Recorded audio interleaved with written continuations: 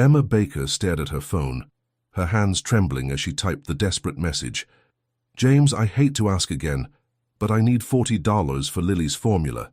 I get paid Friday, I swear I'll pay you back. She hit send before she could change her mind, then slumped against her threadbare couch, exhaustion washing over her. The baby monitor crackled with the soft sounds of her 6-month-old daughter's breathing. Emma had exactly $2. 13 in her checking account, no formula, and had already watered down the last bottle more than she should have. The text was humiliating, but her pride meant nothing compared to her daughter's hunger. 3 miles away, in the penthouse office of Meridian Technologies, Alexander Reed's phone buzzed. The 42-year-old CEO glanced at the notification, expecting another update from his executive team about the pending merger. Instead, he found himself staring at a message clearly not meant for him. Alexander frowned, running a hand through his salt and pepper hair. He rarely used this personal number, a select few even had it. This was obviously a wrong number, yet something about the raw desperation in those few lines made him pause before dismissing it. Emma's phone pinged with a response that made her heart stop. I think you have the wrong number. I'm not James. Horror washed over her as she checked the number. She had mistyped the last digit of her brother's new phone number. I'm so sorry, she typed back quickly. Please ignore that. Wrong number. She tossed her phone aside, mortification burning through her exhaustion. Another failure in a long string of them. Alexander couldn't explain why he didn't simply acknowledge her apology and move on. Perhaps it was the mention of a baby, or maybe it was just the welcome distraction from the cutthroat negotiations that had consumed his life for months. Is your baby going to be okay? He typed, surprising himself. When Emma saw the response, she blinked in confusion. Why would a stranger care? Her first instinct was caution. She'd heard plenty of stories about predators online, but exhaustion and desperation weakened her usual defenses. We'll manage, she replied curtly. Sorry to bother you. I could help, came the immediate response. No strings attached. Emma snorted. In her experience, there were always strings. Thanks, but I don't take money from strangers, she wrote back. Smart policy, Alexander replied. He hesitated, then added, I'm Alex. Now I'm not a stranger. What formula does your baby need? Emma stared at the message, torn between suspicion and a flicker of hope. Why would you help someone you don't know? In his office, Alexander looked out over the city skyline.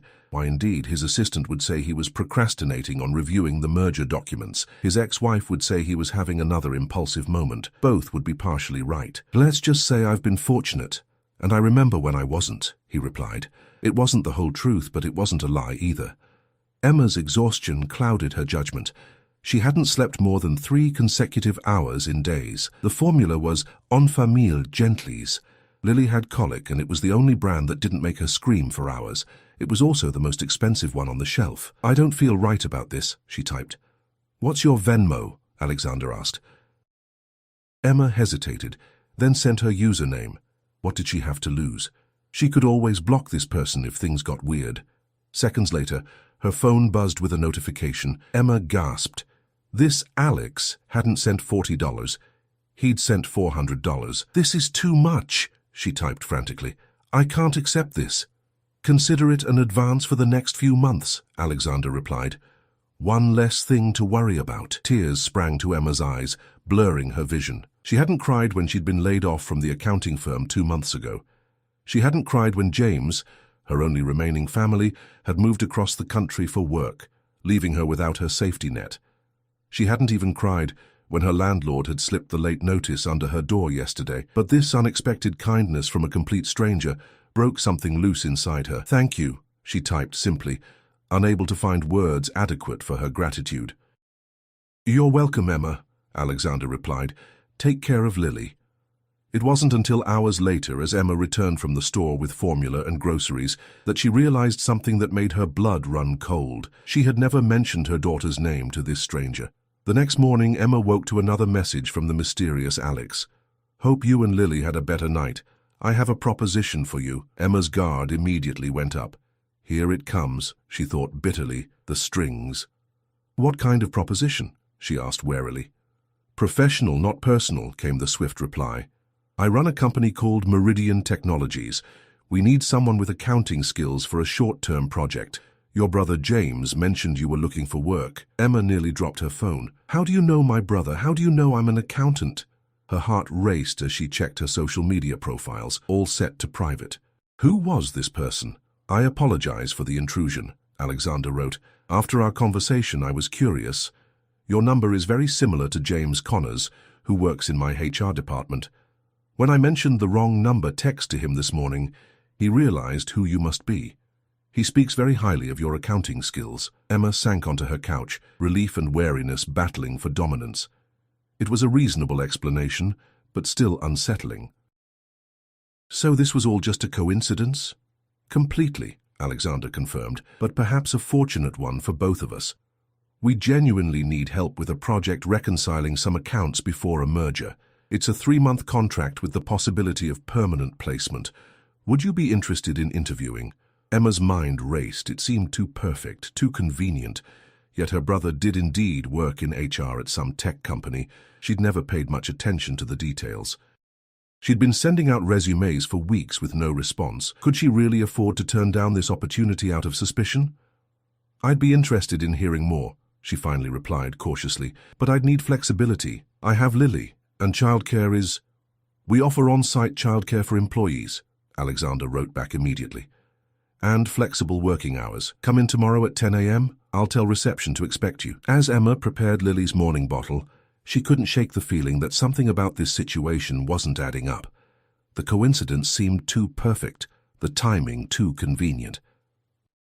But with her savings depleted and rent due, did she really have the luxury of looking this gift horse in the mouth? What she didn't know was that across town, Alexander Reed was having second thoughts about his impulsive decision, wondering if he'd overstepped boundaries in a way that would come back to haunt them both. The Meridian Technologies headquarters loomed above Emma like a gleaming monolith of glass and steel. She adjusted Lily's carrier on her arm, straightened her only professional blazer, thrifted but still presentable, and pushed through the revolving doors. The security guard at the front desk smiled as she approached. Emma Baker, he asked before she could speak. At her surprised nod, he continued, Mr. Reed's office is on the top floor. Martha will meet you at the elevator. The smooth efficiency with which she was escorted through the building only heightened Emma's sense of unreality. This wasn't how job interviews usually went, especially not for temporary accounting positions. An elegant woman in her 50s met her as promised and led her not to a conference room or HR office, but directly to a corner suite with views that made Emma momentarily forget her anxiety. He'll be with you shortly, Martha said, gesturing to a sitting area. Can I get you anything? Coffee, water? Water would be nice, thank you, Emma replied, settling Lily's carrier on the soft leather couch beside her. The baby was mercifully asleep, exhausted from the morning's preparations. Emma used the moment alone to take in her surroundings. The office was surprisingly warm for a CEO's lair. Bookshelves lined one wall, and family photos dotted the desk. A guitar stood in one corner, incongruous against the backdrop of corporate success. She looks peaceful, came a deep voice from the doorway. Emma turned to find a tall man watching her with keen interest. His expensive suit couldn't hide the athletic build beneath, and laugh lines around his eyes softened what might otherwise have been an intimidating presence.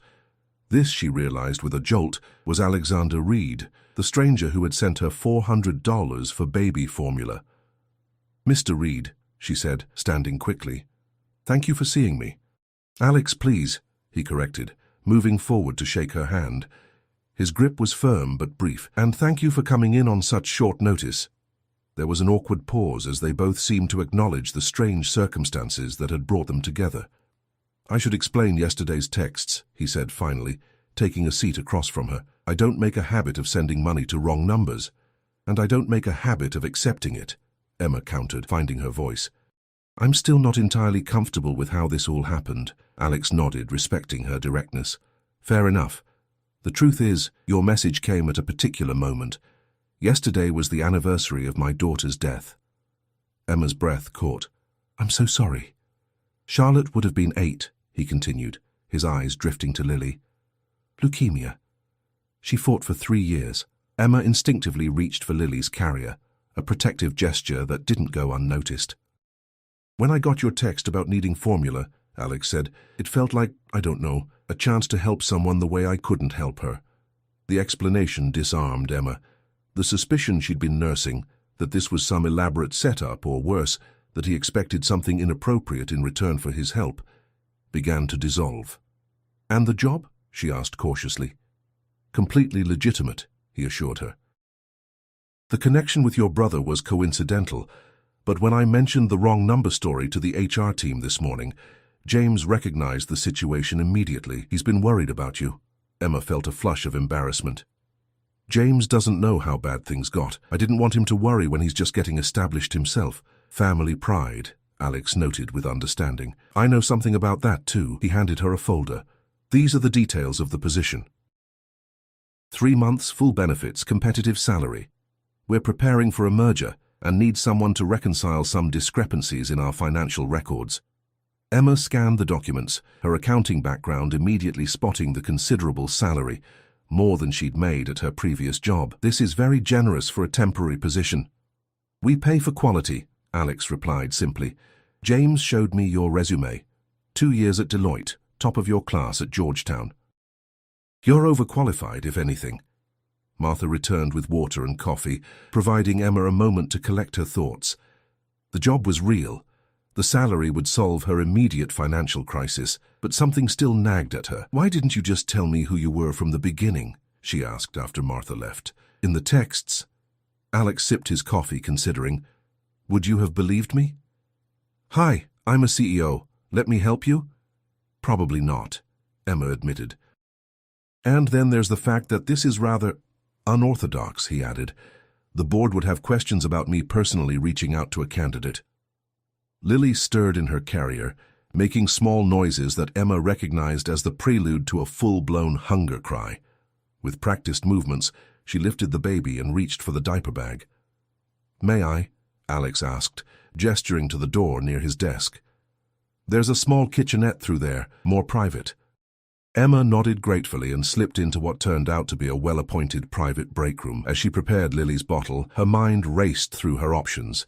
The job seemed legitimate. The company was reputable. She'd looked it up on her phone during the subway ride. And yet the circumstances remained strange enough to give her pause.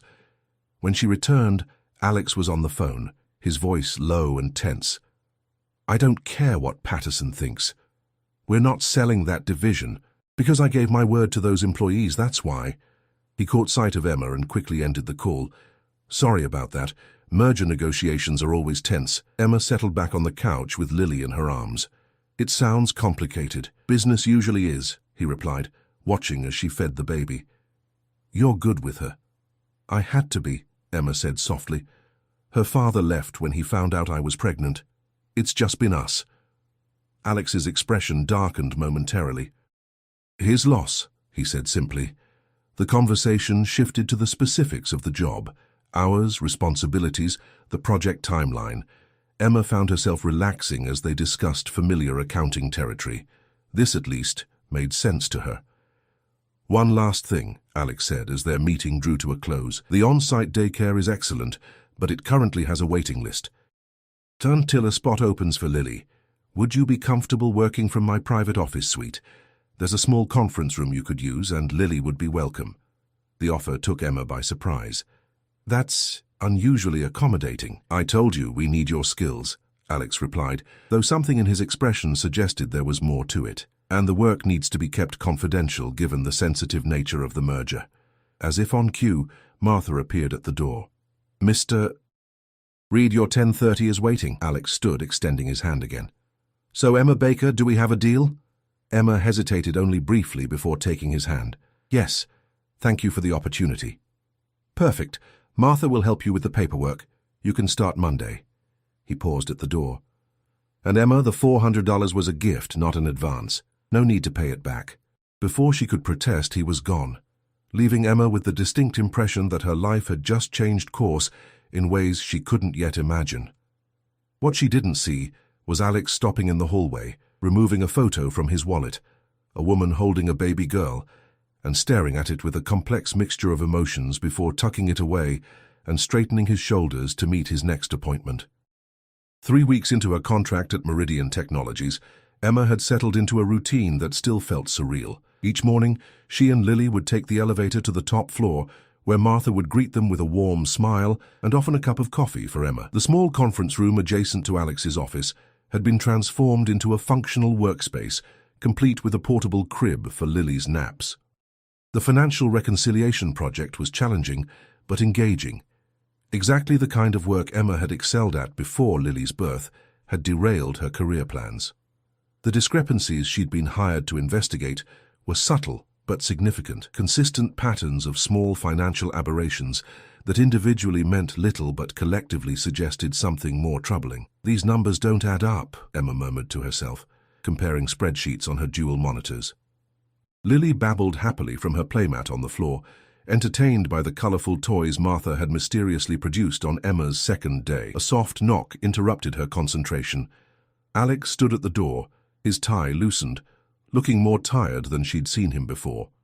"Making progress?" he asked, entering and immediately crouching down to greet Lily, who squealed in delight at the attention. The baby had grown inexplicably attached to Alex, reaching for him whenever he appeared. "Some," Emma replied, watching their interaction with a mixture of warmth and caution, "but I've found something concerning in the Thompson acquisition accounts." Alex's focus shifted immediately. "Show me." Emma pulled up the relevant files, explaining the pattern she'd discovered. "These variances are too consistent to be accidental. Someone's been systematically siphoning small amounts from multiple accounts, then covering their tracks with adjusted entries." Alex's expression darkened as he studied the screen. "How much are we talking about?" "About 3 million over the past 18 months, Emma said quietly. "You're sure?" "It's why you hired me, isn't it?" she countered. "To find exactly this kind of thing?" A flicker of something, guilt, concern, crossed Alex's face. "Yes, of course." He straightened, running a hand through his hair. "I need you to prepare a complete report. Don't share this with anyone else yet, not even James." "Not even your CFO?" Emma asked, surprised. Alex's jaw tightened. "Especially not Vince, not until we know more." After he left, Emma sat back, troubled by the exchange. Why would the CEO want to keep potential embezzlement from his chief financial officer? Unless... "No," she muttered to herself. "Don't go creating conspiracies." But the seed of doubt had been planted. That evening, after putting Lily to bed in their now considerably more comfortable apartment, thanks to her Meridian salary, Emma began her own investigation. By midnight, she had compiled a disturbing timeline. The financial discrepancies had begun shortly after Vincent Harmon had been appointed CFO, following the unexpected resignation of his predecessor. The next morning, Emma arrived earlier than usual, determined to speak with Alex before the day's meetings began. She found his office dark, which was unusual. He typically arrived before everyone else. A text notification lit up her phone. "Emergency board meeting. Use the time to finish your report. We'll talk later, eh?" The vague message did nothing to ease Emma's growing unease. She settled Lily in her play area and dove back into the financial records, expanding her search parameters. By lunchtime, her suspicions had solidified into certainty. Someone high up in Meridian was systematically embezzling funds, and the pattern suggested intimate knowledge of the company's financial oversight systems. Emma was so engrossed in her work that she didn't notice Vincent Harmon until he was standing in her doorway, his imposing figure blocking the light. "Ms. Baker," he said smoothly. "Hard at work, I see." Emma instinctively minimized her screen. "Mr. Harmon, can I help you?" The CFO's smile didn't reach his eyes. "I understand you've been working on some special project for Alex. Curious that he didn't involve the finance department." "Just some reconciliation for the merger," Emma replied vaguely, her heart racing. "Nothing exciting." Vincent stepped further into the room, glancing at Lily, who watched him with solemn eyes. "Convenient arrangement you have here. Private office, bringing your child to work. Alex must think very highly of your skills." The insinuation was clear and made Emma's cheeks burn with indignation. "Mr. Reed values efficiency," she said stiffly, "and I found several issues that needed addressing." "I'm sure you have," Vincent replied, his tone making it clear he believed something entirely different was going on. "Just remember, Ms. Baker, Meridian was doing fine before you arrived, and it will continue long after your temporary position ends." After he left, Emma sat shaking, both angry and frightened. The confrontation confirmed her suspicions that Vincent saw her as a threat, but it also suggested something worse, that others in the company might perceive her special arrangement with Alex as something inappropriate. She was still processing the encounter when her phone rang with an unfamiliar number. "Emma Baker speaking," she answered professionally. "Ms. Baker, this is Detective Russo with the Financial Crimes Division." The woman's voice was brisk and official. "I understand you're currently employed at Meridian Technologies." Emma's blood ran cold. "Yes, that's correct. We're investigating some irregularities in Meridian's accounts. I'd like to ask you a few questions." I'm not sure what I can tell you," Emma stammered, looking anxiously toward Lily. "Perhaps we should continue this conversation at our office," the detective suggested. "This afternoon, if possible." By the time Alex finally returned from his meeting at 3 o'clock, Emma was nearly frantic. She immediately pulled him into his office, closing the door. "The police called me," she blurted out. "Financial Crimes Division. They want me to come in for questioning. And Vincent Harmon was here acting suspicious about what I'm working on." Alex's face paled. "Damn it," he muttered. "This is happening faster than I expected." He paced the length of his office, then turned to her with unexpected intensity. "Emma, I need to tell you something, and I need you to trust me." "Trust you?" she echoed incredulously. "Alex, what's going on? Am I being set up for something?" "No," he said firmly. "The opposite. I need to show you something." He unlocked a drawer in his desk and pulled out a thick file. "I haven't been entirely honest with you about why I hired you." Emma felt the floor shift beneath her. "What do you mean?" "You weren't randomly assigned to me through a wrong number," Alex said, his voice low and urgent. "I've been investigating internal theft at Meridian for months. We needed someone from outside the company, someone with no connections to the executive team." "So you, targeted me?" Emma felt sick. "Your brother mentioned you months ago, your skills, your situation. When we needed someone trustworthy, I remembered." Alex looked genuinely regretful. The wrong number text was genuine. That part was coincidence. But once I realized who you were, I saw an opportunity. "You manipulated me," Emma whispered, thinking of Lily, of how vulnerable they had been. "You used my financial situation, my desperation, to give you a legitimate job that you're excellent at," Alex countered. "Yes, I had ulterior motives for hiring you, but not the kind you're thinking. I'm working with the FBI on this, Emma. Vincent Harmon isn't just embezzling. He's laundering money through our international divisions." Emma sank into a chair, her mind racing. "The detective who called is legitimate," Alex confirmed. "But you need to be careful what you tell her. We don't know who else might be involved." Before Emma could respond, Martha burst into the office without knocking, something she'd never done before. "Alex," she said, her usual composure shattered. "They're here, board security and the police. They're saying—" She faltered, looking at Emma with confusion. "Saying what, Martha?" Alex prompted, already moving toward Emma and Lily. "They're saying you've been embezzling funds. They have a warrant for your arrest and they specifically mentioned Ms. Baker as an accomplice." Emma clutched Lily to her chest, a cold wave of terror washing over her. This can't be happening. Alex's face hardened as he made a swift decision. "Martha, use the private elevator. Get Emma and Lily out of the building now. Take them to the safe house." "The safe house?" Emma repeated, feeling as though she'd stumbled into some bizarre thriller movie. "Alex, I can't just—" "Emma," he interrupted, gripping her shoulders and looking directly into her eyes.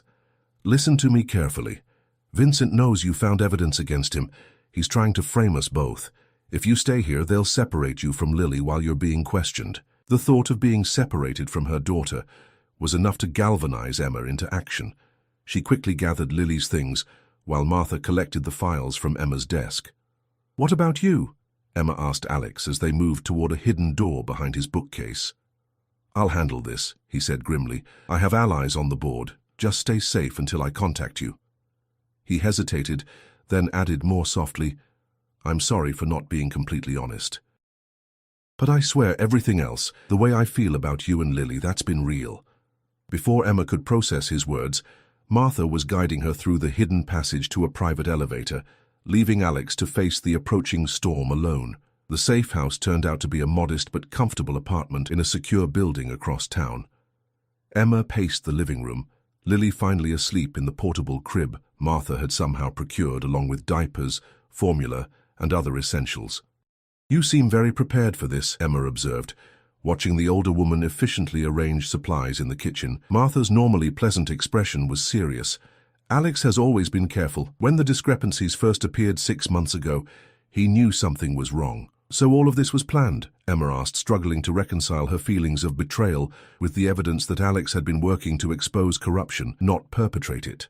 "Not all of it," Martha replied, her expression softening. "Finding you was genuine coincidence, but Alex recognized an opportunity when he saw it, someone with the skills we needed, with no connections to Vincent's network." "But why not just go to the authorities from the beginning?" "He did," Martha said, "but Vincent has powerful friends. The first investigation was quietly closed due to lack of evidence." She handed Emma a cup of tea. "Alex needed irrefutable proof before moving forward again." "Which I found," Emma realized. "Which you found," Martha confirmed. Emma sank onto the couch, overwhelmed. "And now I'm hiding in a safe house like some character in a thriller, while Alex is possibly being arrested for crimes he didn't commit." "Alex can take care of himself," Martha assured her, though worry lines creased her forehead. "He's been preparing for this confrontation for months." Hours passed with no word. Emma tried to distract herself by reviewing the files Martha had saved, looking for anything that might help Alex's case. Around midnight, her phone buzzed with a message from an unknown number. "Are you safe?" "Yes," she typed back cautiously. "Is this A?" "It's me," came the reply. "Had to ditch my regular phone. Police took my devices but released me for now. Vincent's playing this carefully, making it look like he's the one who discovered the embezzlement." "What happens now?" Emma asked. "Now we use what you found. My contact at the FBI is meeting us tomorrow, 10 a.m. Emma stared at the message. "Us?" "If you're willing. You found the evidence. You can explain it better than anyone." Emma glanced at Lily, sleeping peacefully, unaware of the chaos surrounding them. By agreeing to meet with the FBI, she'd be stepping directly into a dangerous situation, potentially making herself a target. The sensible thing would be to take Lily and disappear. She had enough money saved now to start fresh somewhere, but running would mean Vincent Harmon and his accomplices might escape justice. It would mean abandoning Alex after he'd put himself at risk trying to do the right thing. Despite his deception about how they met, everything else, the job, the accommodations for Lily, the respect for her work, had been genuine. "I'll be there," she replied. The next morning, after Martha arrived to watch Lily, Emma met Alex at a nondescript office building downtown. He looked exhausted, but managed a relieved smile when he saw her. "You came," he said simply. "I almost didn't," Emma admitted. "Part of me still thinks this is crazy." "It is crazy," Alex agreed, guiding her inside with a gentle hand at her back. "But it's also necessary." The FBI agent, a sharp-eyed woman named Keller, listened intently as Emma walked through her findings, explaining in detail how the embezzlement scheme worked and how it had been disguised. "This is exactly what we needed," Agent Keller said when Emma finished. "Clear evidence of both embezzlement and money laundering." She turned to Alex. "The board meeting scheduled for this afternoon. Vincent will be there?" Alex nodded. "Along with the board members who've been protecting him." "They're planning to formally accuse me and vote me out." "Perfect," Keller smiled thinly. "We'll be ready." The plan was straightforward but risky. Alex would attend the board meeting as expected. Emma would wait with the FBI team in an adjacent room, ready to present her evidence once Vincent made his accusations. The timing would be crucial. They needed Vincent to explicitly lie to the board with federal agents present. As they prepared to leave for Meridian Technologies, Alex pulled Emma aside. "If this goes wrong," he said quietly, "Martha has instructions to get you and Lily out of the country. There's an account set up in your name with enough to start over." Emma stared at him, stunned by the extent of his contingency planning. "It won't come to that," she said, with more confidence than she felt. "Just in case," Alex insisted, pressing a small envelope into her hand. "And Emma, thank you for trusting me even after everything." The board meeting began precisely at 3 o'clock. Emma watched through a monitor in the next room as Vincent Harmon stood to address the gathered executives, his face a mask of regretful duty. "It pains me to present these findings," he began, distributing folders to each board member. "But the evidence is clear. Alexander Reed, with the assistance of an outside accomplice named Emma Baker, has been systematically diverting company funds to offshore accounts. Emma felt sick hearing her name spoken with such calculated malice. On screen, Alex remained impressively calm. "That's a serious accusation, Vince," he said evenly. "I assume you have proof." "The proof is in front of you," Vincent replied smoothly. "Financial records don't lie." "No, they don't," Alex agreed, "which is why I'd like to introduce some additional evidence." He nodded toward the door, the signal they'd arranged. Agent Keller opened the door, and Emma entered the boardroom with 2 FBI agents flanking her. The shock on Vincent's face was momentarily satisfying before it transformed into calculated composure. "Ms. Baker," he said coldly, "how convenient." "Here to defend your benefactor." "Actually," Emma replied, "I'm here to explain how you've been stealing from Meridian for the past 18 months. For the next 30 minutes, Emma walked the board through her findings, methodically dismantling Vincent's false narrative while the FBI agents distributed her report. She explained how Vincent had created a sophisticated system of small diversions, hidden accounting adjustments, and falsified reconciliations to mask the theft of millions. "The pattern begins precisely 3 weeks after Mr. Harmon became CFO," Emma concluded, "and the money trail leads directly to shell companies where he's the beneficial owner." Vincent's face had grown increasingly pale as she spoke. When she finished, he glanced toward the door, clearly calculating his chances of escape. "Don't," Agent Keller warned, noting his gaze. "The building is secured." What happened next occurred so quickly that Emma would later struggle to recall the sequence. Vincent lunged across the table toward her, something metallic flashing in his hand. Alex moved without hesitation, placing himself between them. There was a moment of chaotic struggle, shouts from the agents, and then Vincent was on the floor, restrained. "Alex!" Emma cried, seeing blood spreading across his shirt. "It's just a scratch," he assured her, though his grimace belied his words. "Though I might need a new shirt for the rest of this meeting." 3 hours later, after Vincent and 2 board members had been taken into custody, after statements had been given and wounds treated, Emma sat with Alex in his office. Martha had brought Lily, who was contentedly exploring a new stuffed elephant while the adults processed the day's events. "So what happens now?" Emma asked, watching Alex gingerly adjust the bandage on his arm. "Professionally, damage control. The company will survive this, though the merger might be delayed." He hesitated. "Personally, that depends on you." "On me?" Alex met her gaze directly. "Your contract has 2 months left, but I'd like to offer you a permanent position, head of internal audit, reporting directly to the board for independence." Emma blinked in surprise. "That's a significant promotion." "You've more than earned it," Alex said sincerely. "You saw what experienced executives missed or chose to ignore. Meridian needs someone with your integrity." Emma looked at Lily, now falling asleep, clutching her elephant. "And the accommodations for Lily?" "A spot has officially opened in the company daycare," Alex replied with a small smile. "Though she's welcome in my office any time." He paused, choosing his next words carefully. "Emma, I know how this started wasn't ideal. I manipulated circumstances to get you here, and I'm sorry for that. But everything since, getting to know you, watching you with Lily, seeing your brilliance in action, that's been the most real thing in my life since I lost Charlotte." Emma felt a flutter in her chest that had nothing to do with the day's adrenaline. "I need time to think," she said honestly. "This has been a lot." "Of course," Alex agreed immediately. "Take all the time you need." 6 months later, Meridian Technologies held its annual holiday party. Emma, now established in her role as head of internal audit, watched with pride as her team received recognition for implementing new financial safeguards. Lily, now walking unsteadily, toddled between Emma and Alex, who had long since moved beyond being just her boss. "Ready for the announcement?" Alex whispered, taking her hand. Emma nodded, feeling the weight of the engagement ring still new on her finger. They had taken things slowly, building trust deliberately after their unusual beginning. The board already knew about their relationship. Transparency had become Emma's watchword in both her professional and personal life. As Alex called for attention and shared their news with the gathered employees, Emma reflected on the text message that had started it all, a desperate plea sent to a wrong number that had somehow found exactly the right person.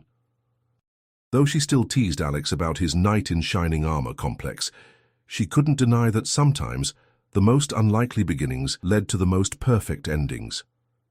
Later that night, as she tucked Lily into bed in their new home, the three of them together at last, Emma whispered a truth that still amazed her. Sometimes the mistakes we think will break us are actually pointing us toward where we're meant to be.